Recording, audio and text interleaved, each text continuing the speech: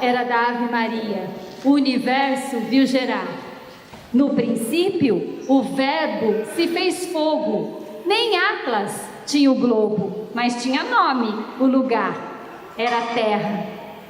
Terra. Deus, o Criador da natureza, fez os campos, as florestas, fez os bichos, fez o mar e fez, por fim, então a rebeldia que nos dá a garantia, que nos leva a lutar pela terra. Terra, Madre Terra, nossa esperança, onde os filhos dão seus frutos e a tua filha vem cantar.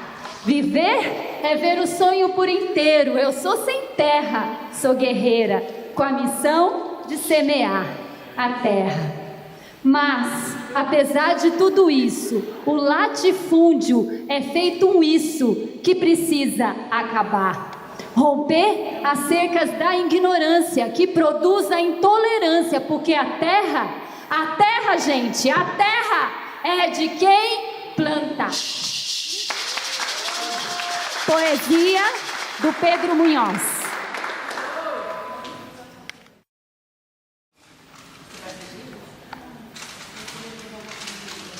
Oi? Legal, eu espero. Gente, eu e a Elis, ela teve um pouquinho de tempo de falar ontem e a gente queria começar a introduzir mais profundamente as tecnologias, meio que a gente veio falar, e a gente conseguiu falar muito pouco ontem, que era sobre misoginia. A gente teve um papo superficial sobre misoginia, machismo. A doula Elis trabalha especificamente com o nascimento humanizado, com o parto humanizado, e eu trabalho especificamente com o feminismo preto. E, assim, eu digo para as pessoas que são sensíveis e que não gostam de vaginas e de bucetas que, por favor, se retirem da sala, porque agora a gente vai falar muito de buceta. Sim, é verdade. As pessoas que não gostem de onde vieram, por favor, retirem-se do recinto, porque agora as bucetas vão falar. Só.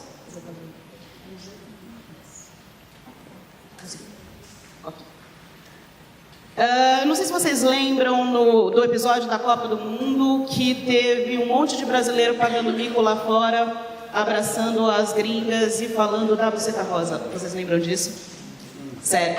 Aquele ali foi um dos episódios mais emblemáticos do que a gente chama de misoginia colonial ou de projeto de branqueamento da população brasileira ou do desrespeito às vaginas.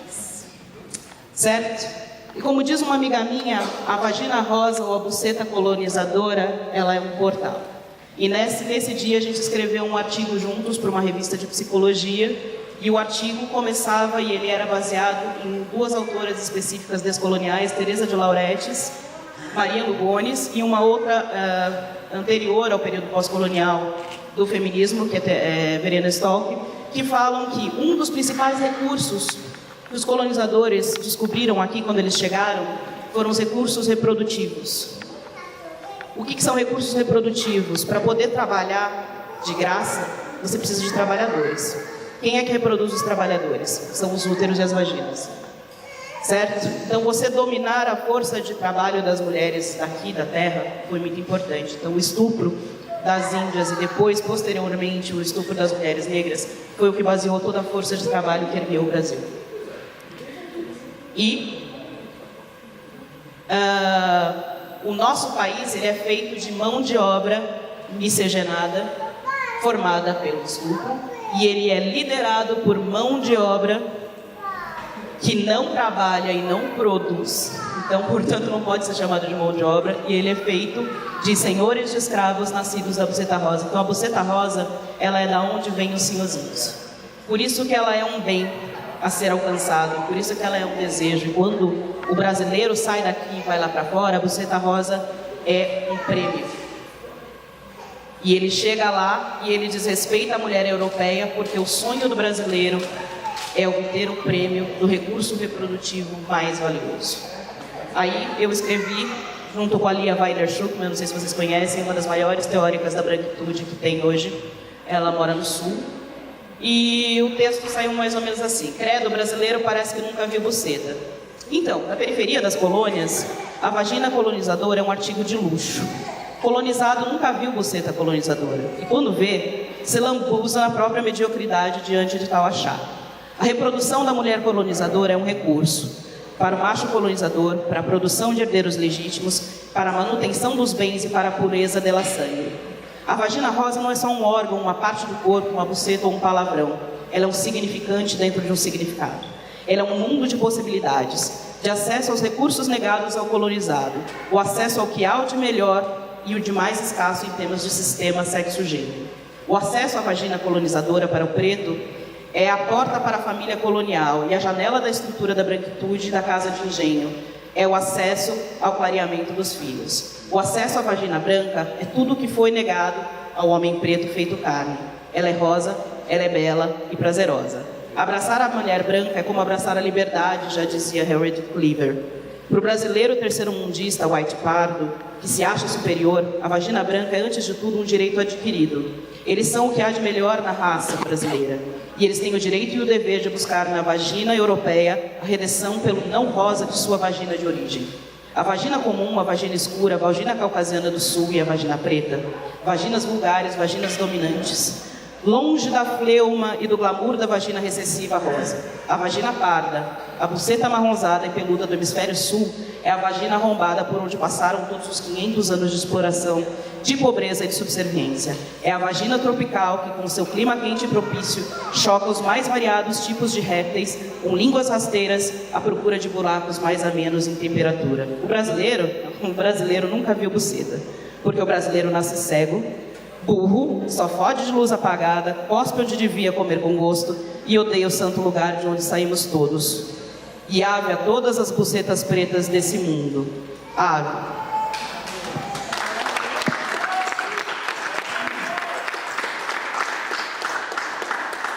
Quando a gente estava falando de genocídio ontem, a gente estava falando sobre formas de morte. Uma das formas de morte mais comum no Brasil é a morte por parto, e a morte por parto atinge principalmente as mulheres negras. E aí eu vou passar o microfone para Elis Doula, e ela vai falar especificamente sobre a humanização do parto, sobre a epidemia de partos cesáreos, que aparece como uma tecnologia de salvação de vidas de mães e acaba acontecendo como um processo de medicalização do parto e um processo de negação das mães do parto natural e do parto domiciliar, que seriam formas menos agressivas, e ela vai falar também de formas de violência durante o parto, episiotomia e o tratamento desumano e a ausência de analgésico, principalmente para mulheres racializadas no Brasil. Nossa, depois dessa apresentação é difícil falar.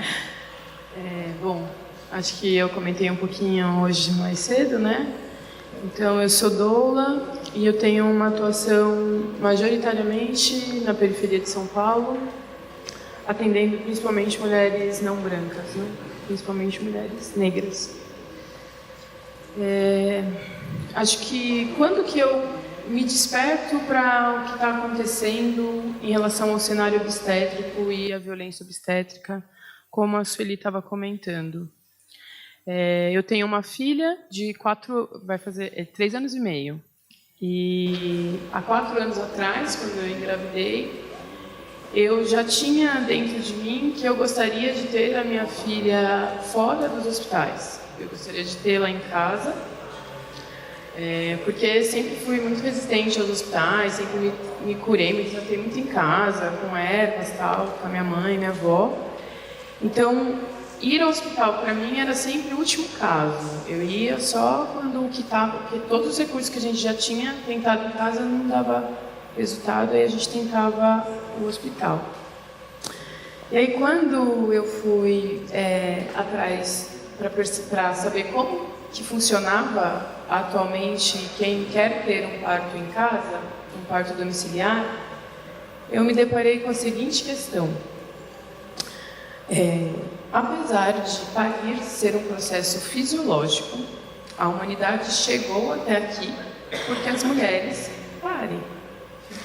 No entanto, há aproximadamente 100 anos, né, do século XX para cá, as mulheres passaram aos poucos a não parirem mais em suas casas e irem para o hospital. Essa mudança tem a ver, sim, com uma mudança muito forte no cenário, nos avanços da medicina, mas também em relação à indústria farmacêutica, que ganhou muita força no século XX, né? E aí, esse processo que é natural, que é fisiológico, atualmente aqui no Brasil, e mais especificamente eu vou falar da cidade de São Paulo, que é o contexto que eu mais conheço, custa, em média, de 10 a 30 mil reais. Um processo que é natural, fisiológico. Então, se hoje você quer ter um parto sem ser no hospital, e não sendo numa casa de parto, nós temos 2 casas de parto em São Paulo. Uma delas, aliás, foi firmada convênio durante a gestão do Haddad e possibilita hoje que mais mulheres tenham acesso a um parto, não domiciliar, mas um parto respeitoso numa casa de parto. Foi viabilizado isso enquanto o Haddad era prefeito da cidade. Peraí que eu me perdi um pouco. Bom, então, hoje, eu fui procurar a questão dos partos e tal, e aí vi que para parir em casa, essa vontade minha que tinha a ver com tudo que eu tinha escutado das minhas avós, a minha avó nasceu em casa, a minha mãe é a primeira de 10 filhos que nascem no hospital, todos os 9 irmãos da minha mãe nasceram em casa, meu pai nasceu em casa, e aí eu me deparei com isso. Nossa, mas para ter um bebê em casa, eu tenho que ter toda essa grana, eu não tenho dinheiro, então eu vou desistir do meu sonho. E aí, desisti mesmo, assim, a princípio. Passei os 7 meses fazendo pré-natal na Casa Ângela. Porém, as casas de parto, que são lugares que oferecem assistência especializada para a mulher, no entanto, as casas de parto só podem atender gestantes de baixíssimo risco. Qualquer sinal de alerta durante a sua gestação, você não tem condições de parir na casa de parto, porque na casa de parto, o parto é assistido por obstetrizes e doulas. Não existe a figura do médico. Então, com 37 semanas, eu fazendo pré-natal lá, acontece uma interferência, que é uma coisa bem boba, assim, que é o tamanho, o perímetro, a altura uterina. As casas de parto só permitem que as mulheres, para parir lá, tenham até 36 centímetros. E eu estava com 37. Então, com quase 9 meses de gestação, eu me vi nessa situação, que era, bom, me planejei e não vai dar certo. Para onde que eu vou agora? Eu não queria hospital. E aí, foi uma luta, e aí eu consegui... durante toda a gestação, eu já participava de rodas com outras mulheres, com doulas, com obstetrizes. E uma obstetriz, uma mulher negra, uma das poucas obstetrizes negras que nós temos na cidade de São Paulo, entrou em contato comigo e possibilitou que eu tivesse o meu parto domiciliar. É claro, ela recebeu algum valor, mas um valor infinitamente menor do que o valor que é cobrado hoje por um parto humanizado. Bom, o dia do nascimento da minha filha foi o dia mais importante da minha vida, foi o dia mais transformador e que me gerou e que possibilitou que eu fosse a mulher que eu sou hoje.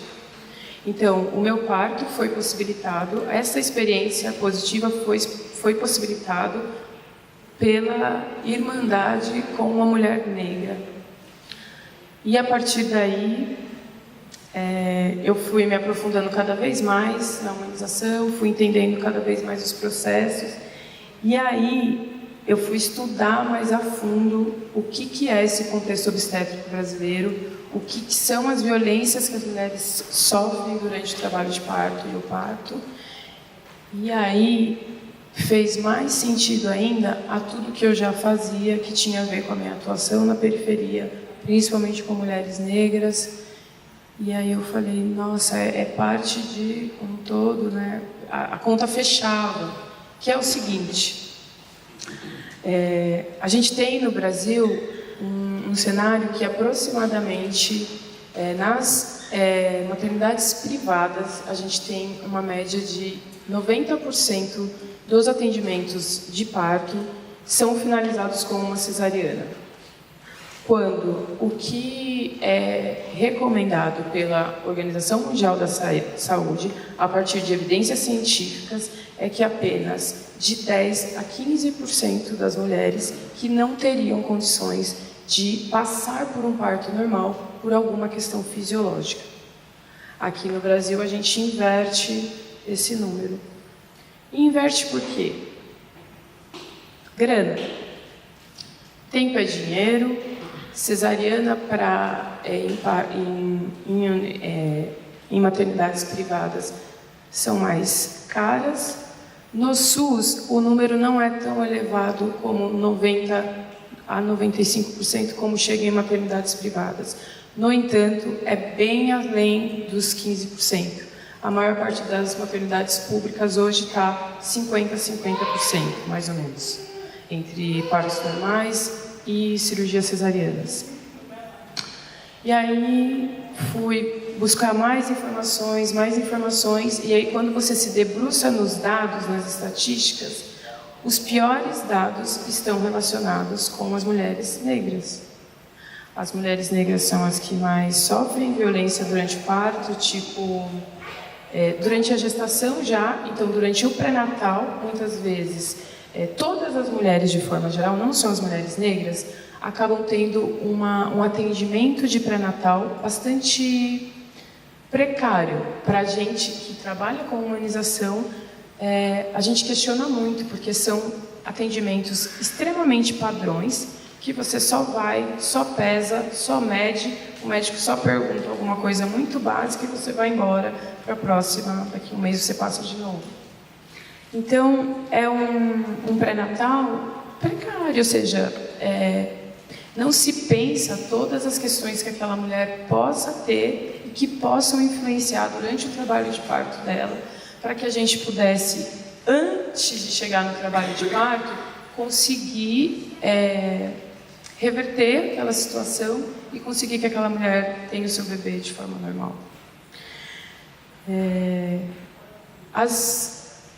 Quando uma mulher hoje é atendida por uma assistência particular, durante o pré-natal dela, o médico dela pode ser o mais fofo possível, vai falar que vai acompanhá-la sempre e que preza pelo parto normal, tal. Só que vai chegando muito próximo do nascimento desse bebê, cria-se desculpas extremamente esfarrapadas para que enfiar uma cesárea naquela mulher. No pré-natal do SUS, essa mulher ela não sofre essa pressão pela cesariana já durante o pré-natal. No entanto, quando ela vai para uma maternidade do SUS, a assistência é tão não humanizada, mas é que eu não gosto muito dessa palavra, é tão fria que essa mulher dificilmente consegue ter uma experiência positiva, mesmo passando por um parto normal, que não vai ser uma cirurgia que vai cortar 7 camadas. Na maioria das vezes, as mulheres, quando vão para as maternidades públicas, é difícil falar isso, mas as mulheres ou são negligenciadas, às vezes, ao chegar, já colocam um sorinho nela, que é um soro com ocitocina sintética, que vai provocar dores extremamente mais fortes do que se essa mulher não receber ocitocina sintética. Porque quando ela está recebendo, quando o corpo dela naturalmente está em trabalho de parto, vai produzir ocitocina, e é isso que vai fazer com que o bebê nasça. Claro, vai produzir as contrações. No entanto, o nosso organismo é tão lindo, inteligente e mágico, que ao mesmo tempo que produz ocitocina, produz enzimas para barrar a dor. Quando você coloca ocitocina sintética, não existe esse outro processo. Então, na maioria das vezes, quando você vê uma mulher, e eu, infelizmente, vejo isso acontecer cotidianamente, essa mulher vai urrar de dor de tal forma e vai ter uma experiência tão negativa de parto que ela na grande maioria das vezes, vai ter um trauma para o resto da vida. E ela às vezes, né, vai propagar que parir é horrível, que parir é traumático, que é muito melhor passar por uma cesariana.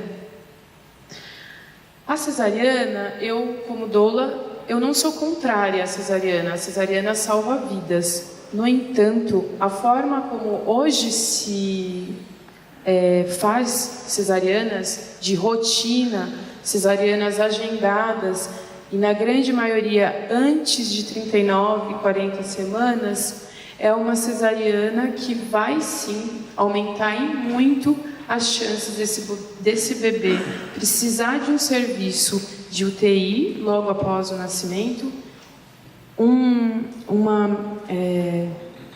ponto-chave para entender porque muitos bebês que nascem de cesarianas têm complicações respiratórias é porque quando o bebê passa pelo canal vaginal, ele vai ser...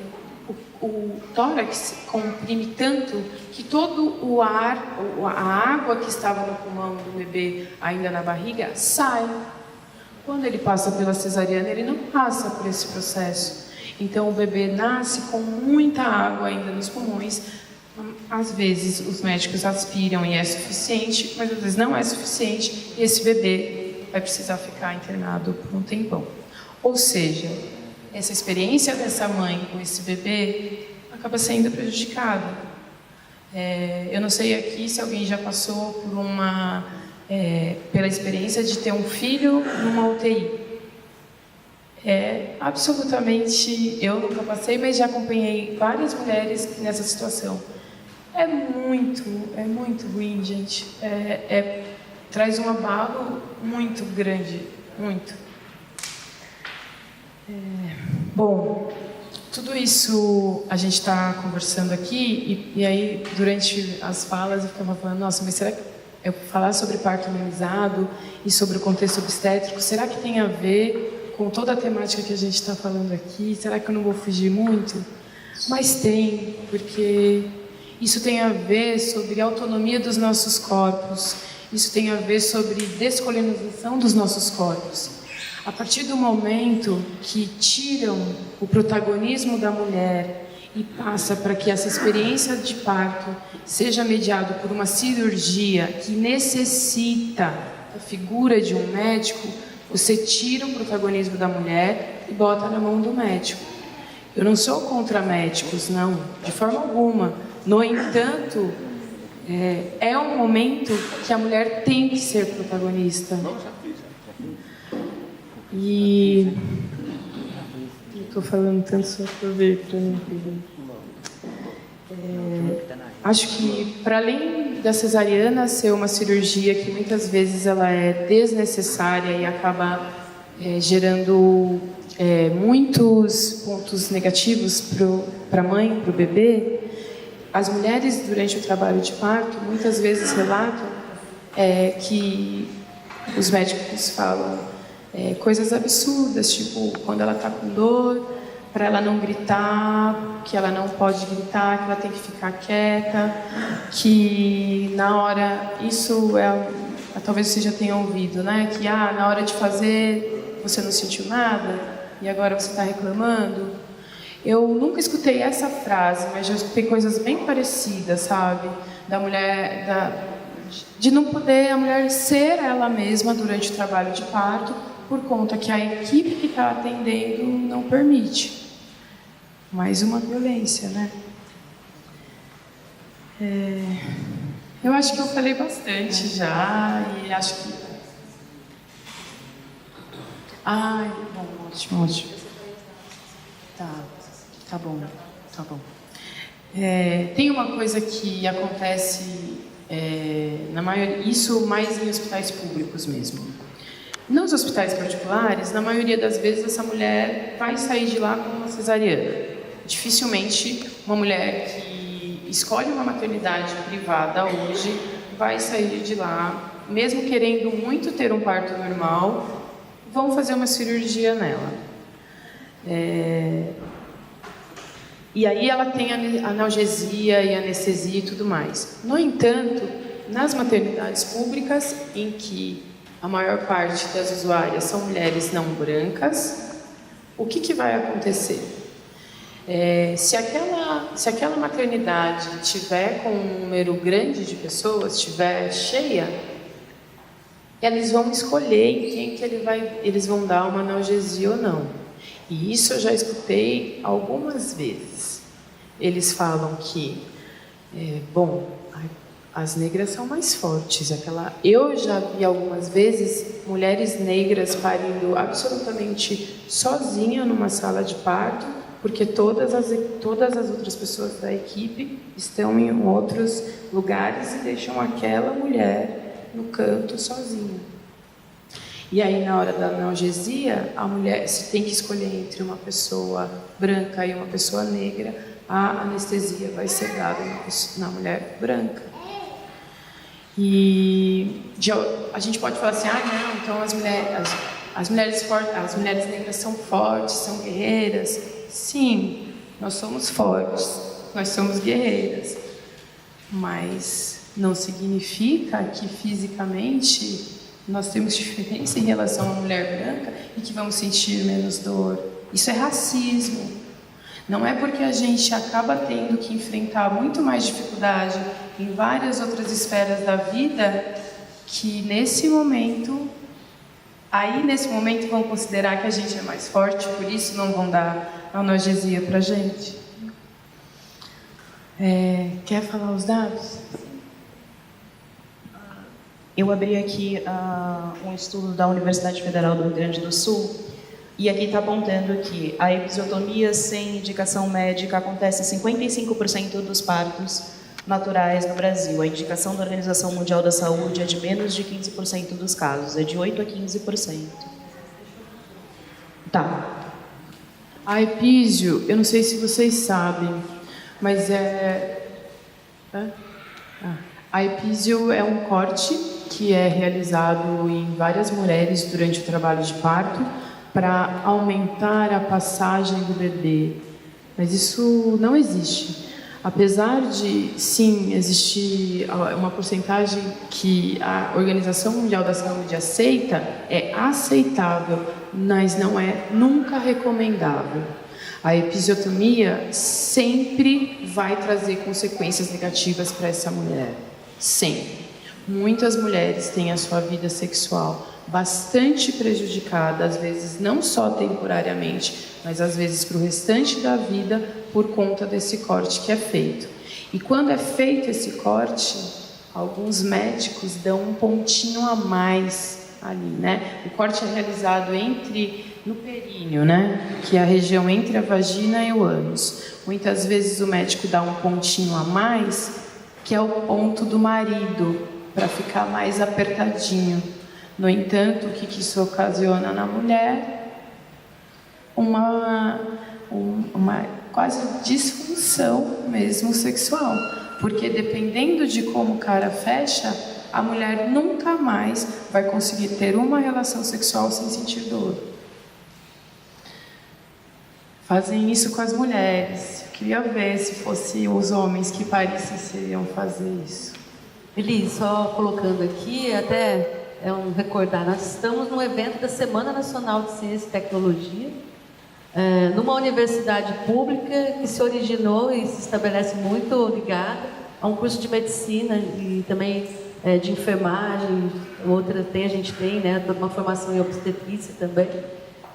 E essas questões aqui que a gente está sistematizando, elas serão levadas à discussão, sim, né? No nosso tradicional também, mas tem muitos, eu falo aqui porque eu conheço muitos dentro da EPM, da Faculdade Nossa Escola Paulista de Medicina, que querem, né, eu acho que até a tua ida lá também, né, para falar com os estudantes e tal. É um bom movimento para a gente fazer, né, junto com a PROEC, lá a gente faz o que for necessário, porque a intenção desse evento aqui também é essa, né, da gente começar a mexer nas nossas estruturas, né?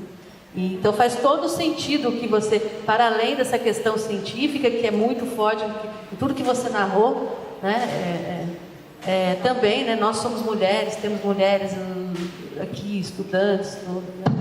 E os próprios homens também, os pais, e que precisam, né, ter essa consciência de saber o que está acontecendo, né? Vou passar a palavra aqui, então. Só para complementar a sua fala, em relação ao Unifesp, tanto o Hospital São Paulo quanto a EPM tem uma abertura muito grande, assim, desse tratamento humanizado, dessa tentativa de reverter essa situação toda. Então, eu acho que sim, valeria a pena a gente buscar um diálogo maior através da PROEC, até mesmo através da PRAE, que tem o Anderson, que é da Escola Paulista de Enfermagem. Acho que é um diálogo bacana para a gente construir uma ponte. E também só para Terminar os dados rapidinho e aí você entra, pode ser? Porque é rápido também. Eu nunca vi falar dessa situação dessa forma, né, tão esclarecida para mim. É tanto que hoje, à frente do meu povo, né, nós temos a primeira agente de saúde indígena do Brasil, do contexto urbano, né, nós conquistamos isso, né, e nós, Caimbé, já tem esse trabalho, por quê? Porque o parto faz parte da nossa cultura também, né, não é só científico, eu acho que é a cultura indígena, e a gente quer defender isso, né, tanto que nós já temos um trabalho em Guarulhos, justamente com o município, onde nossas mulheres indígenas, né, quer ter o parto humanizado, quer o parir natural, né? Então eu já tenho um trabalho juntamente com a minha irmã, juntamente com a Secretaria de Saúde, onde nós estamos cobrando isso do município, né? Isso quando me colocaram como liderança, foi um dos primeiros quesitos que eu busquei, foi a questão de respeito às mulheres. Tanto que no meu conselho do Estado de São Paulo nós tem mais mulher do que homem, porque eu não quero pensar com a cabeça de homem, eu quero pensar com a cabeça de mulher, porque eu acho que pensa mais fácil, tem mais aquela diálogo, né? Eu acho que a mulher pensa mais longe, nós somos um pouco limitados, né? Então é um trabalho do parto humanizado, né, que nós já fazemos esse trabalho no município, é uma busca, né? E por isso que nasceu a primeira agente de saúde indígena do município, né? A agente de saúde só tinha nas aldeias, agora nós temos a primeira agente de saúde indígena de um município do Brasil. É para o município, ela é contratada pelo sistema do federativo, sem o custo, zero custo pelo município, né? Então é o primeiro projeto que nós vamos conquistar, né, no município de Guarulhos, é o parto humanizado, primeiramente para indígena, aonde os outros movimentos podem pegar essa onda e também brigar junto com a gente também. Só isso.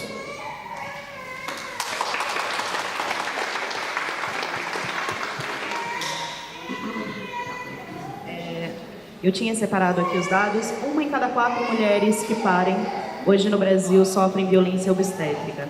E as violências são várias. Elas podem ocorrer por negligência, que é a ausência de analgésico, ausência de serviços de apoio, a impedimento da entrada do pai na sala de parto, violência física, práticas e intervenções desnecessárias como a episiotomia, uso de ocitocina, lavagem intestinal não autorizada, privação de ingestão de líquidos, exames de toque em excesso ou sem luvas, que configura abuso sexual, imposição de uma posição de parto que não é escolhida pela mulher.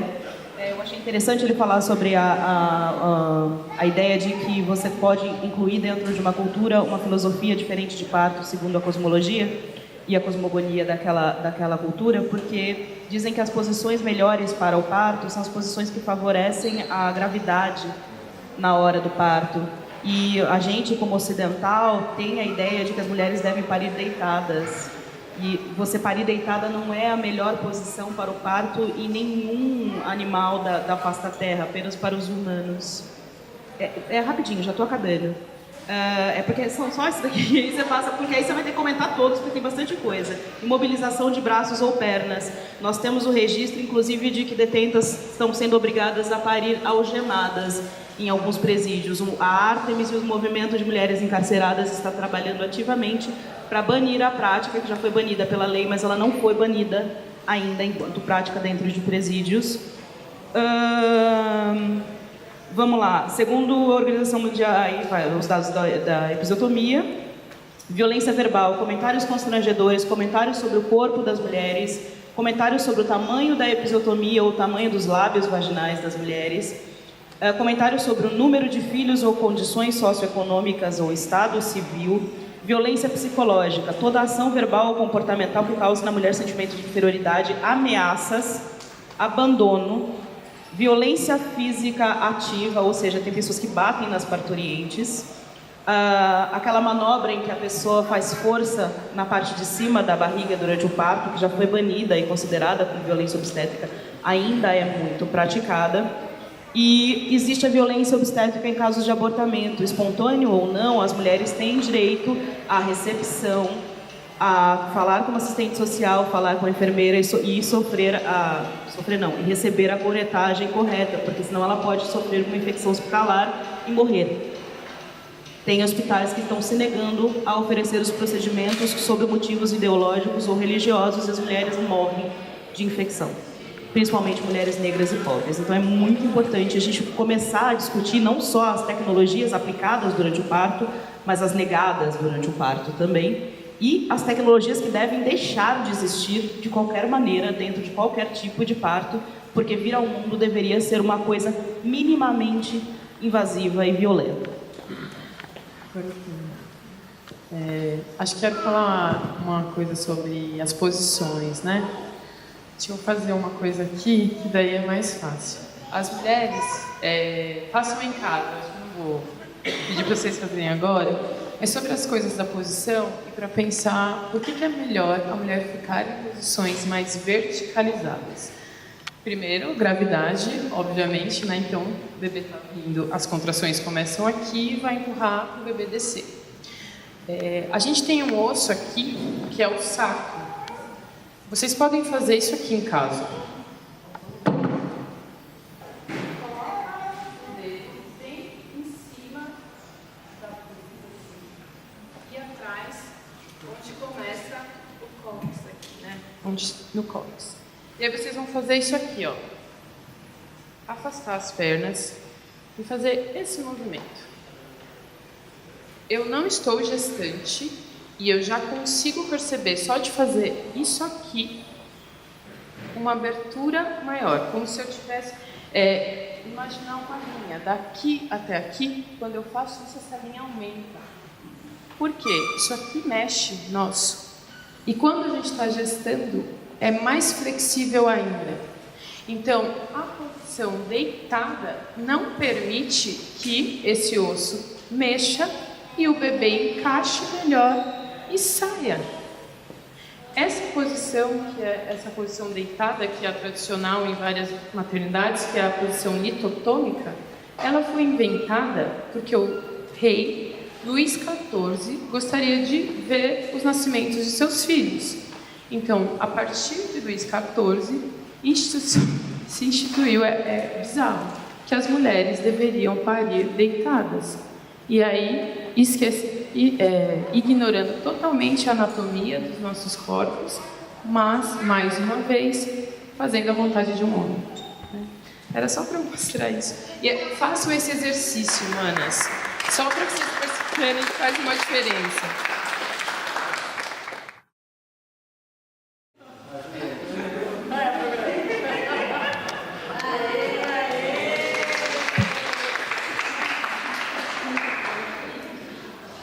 Era só um comentário, assim, né? Ela falou do Luís XIV, na verdade, o Luís XV também seria um hábito que mudou o Ocidente.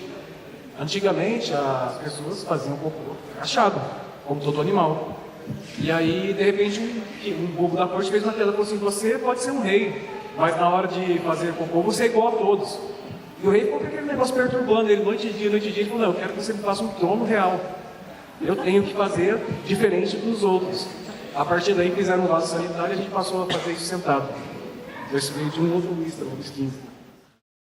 Nós temos uma companheira no município de Lagoinha, no assentamento Egídio Bruneto, que ela optou por ter um parto humanizado, natural, e ela foi na casa de uma parteira em Pinda, teve o seu filho, não foi para o hospital nem nada. Quando ela retornou para o município de Lagoinha para registrar, faz um mês que ela não conseguiu registrar. Eles não reconhecem o parto natural em casa e ela está lutando judicialmente na justiça para poder registrar.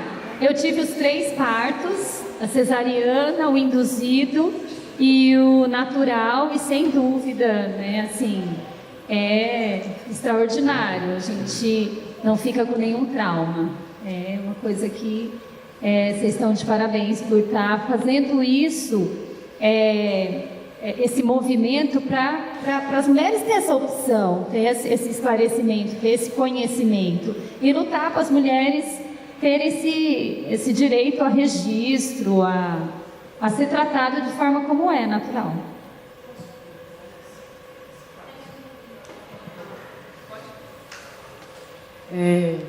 Isso que a Mara falou tem a ver com o seguinte: todo bebê que nasce, independente de nascer em casa de parto ou no domicílio, se houver a presença de uma obstetriz ou uma enfermeira obstétrica, que é uma enfermeira que faz uma especialização em obstetrícia e pode atender partos. Assim que o neném nasce, elas vão preencher uma folhinha amarela que se chama DNV, Declaração de Nascido Vivo. Para você registrar o seu bebê, você precisa ir com essa DNV e com mais 2 testemunhas quando você para em casa. A DNV existe para tentar evitar, assim, às vezes roubos de bebês, né? Tem alguns... Isso.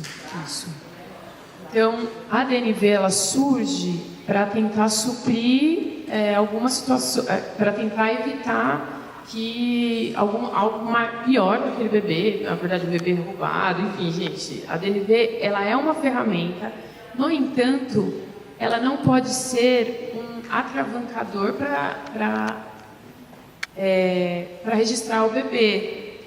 Então, isso que ela está vivendo, nós doulas e a galera que trabalha na humanização identifica como uma das formas deles barrarem o nosso trabalho. Então, eu não sei por que ela não teve a DNV, mas a gente sabe que muitas vezes eles querem questionar a legitimidade dessa DNV que você entrega para barrar principalmente partos domiciliares.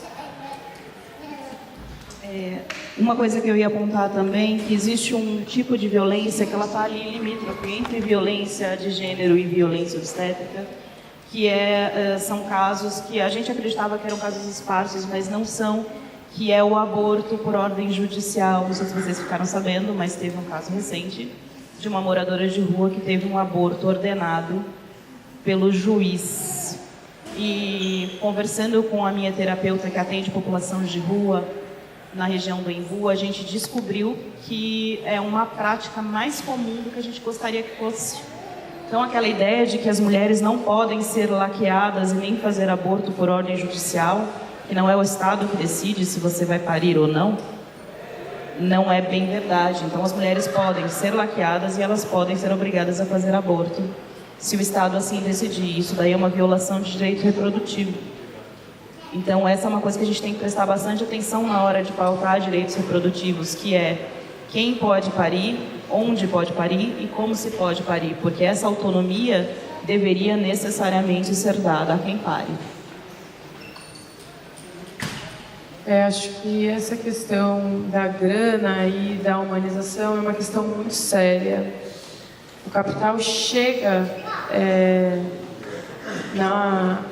aqui no Brasil especialmente, influenciando o nascimento de tal forma que a gente inverteu os dados de uma maneira muito louca, né? Eu gostaria que a gente, aqui, de todos os presentes, levantassem a mão quem nasceu de parto normal.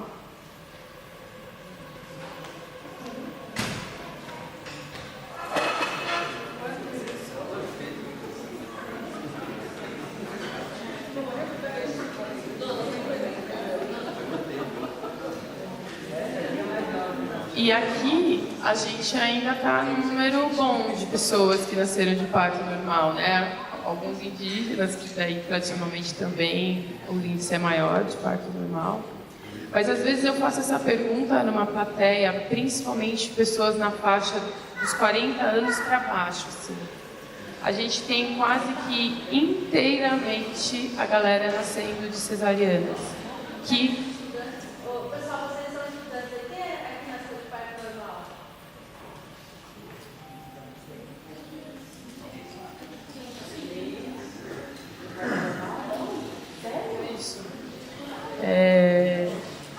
Isso é muito recente, que as mulheres passaram a ir para os hospitais para ganhar seus bebês, e com a ida para o hospital para ganhar os seus bebês, elas não parem mais de forma normal, e sim pela intervenção da cesariana. Espiritualmente, para quem quiser pensar essas coisas, tem várias implicações, né? Porque daí mexe no dia de fato que essa pessoa nasceria, astrologicamente falando, enfim, tem todas essas questões também para serem observadas, mas o que mais a gente chama atenção é que o pós-parto e esse bebê que nasce de cesariana, a chance deles terem complicações são enormes. Então a gente expõe as mulheres a uma cirurgia, e não é uma cirurgia pequena, é uma cirurgia que atravessa 7 camadas de pele, gordura e tudo, e a mulher tem uma recuperação muito mais demorada, muito mais dificultada. A mulher às vezes tem uma escada na casa dela, não consegue subir se ela fez uma cesariana. Uma mulher, imaginem uma mulher da periferia que vive numa casa, às vezes sozinha, sem companheiro, acabou de passar por uma cesariana, vai ficar sozinha, como que essa mulher vai se virar? No parto normal, às vezes você ganha hoje o bebê, 2, 3 dias você já está fazendo de tudo. Então, acho que era isso.